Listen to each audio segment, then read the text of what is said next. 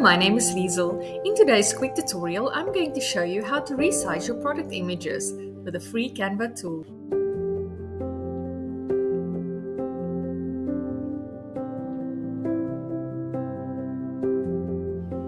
What? You don't have a free Canva account yet? Check the description box below this video and there will be a link for you so that you can subscribe.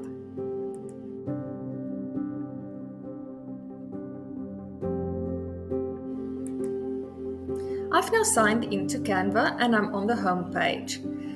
Now it's time to talk about your image sizes. It is important that you keep all of your images in the same size. Also, your size should not be too big because then it might slow down your website. Check with your provider which is the best size for your product images. Etsy or Shopify might have different rules than your own website. Okay, so we will first go to create a design. We will go down here to custom size. In the width, I'll go for 1000 by 1000 pixels, px, and create new design. Okay, so our new design has opened in a new tab, and now we're ready to upload the product images that we would like to add in there. To do so, we'll go here on the left-hand side down to Uploads, click on Upload Files. And now I'm uploading the 3 files that I want to use for today.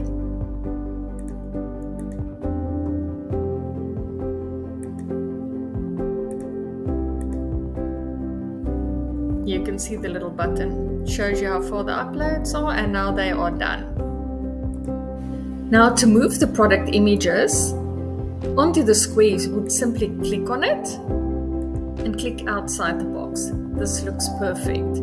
Now we want to make our second one. To do that, you'll see at the top, there are 3 icons, the little lock, the duplicate page, and the add page. So we will click on duplicate page, click inside, delete that one, click on the next image, and there we go. Beautiful. Another little tip would be to rename your image there. So we will go wave, wall stickers, starfish, wall stickers. This is important for when you download the images so that all your product images are already named correctly. Now I want to do the third one, and this will be a little bit different. So we're going to duplicate, delete, and add the new image. You can see that this cute little baby outfit is too small, so I'm going to simply drag it until it's the correct size. Okay, wow, that looks great.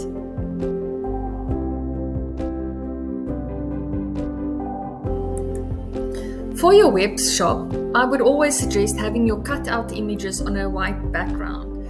Your product images will just display so much better and everything will look nice and uniform, but there might be a time that you need a different color background.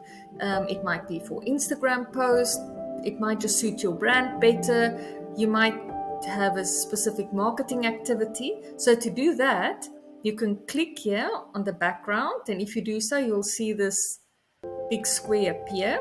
Go to this color block. If you've got your hex color code, you can just put it in there. Like that. Or you can scroll down here and find a default color that you might like. Or you can even put in a gradient. See, whatever suits what you want to do. You can also, if you found the right color, for example, we use this gradient, go to change all here in the bottom, and then it will automatically change the background of all the images that you've done in one go. So now I'm going back to white, change all, and all my images are on a white background again.